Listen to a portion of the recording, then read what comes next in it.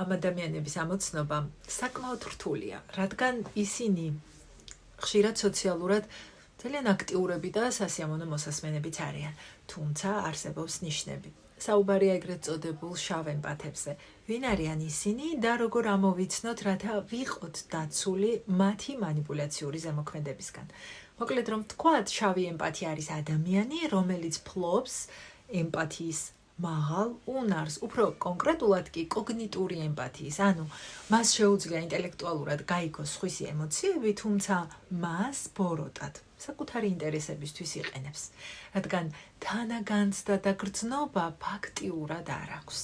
ეს არის პიროვნების ტიპი, რომელიც აერთიანებს ერთი შეხედვით შეუთავსებელ მხარეებს.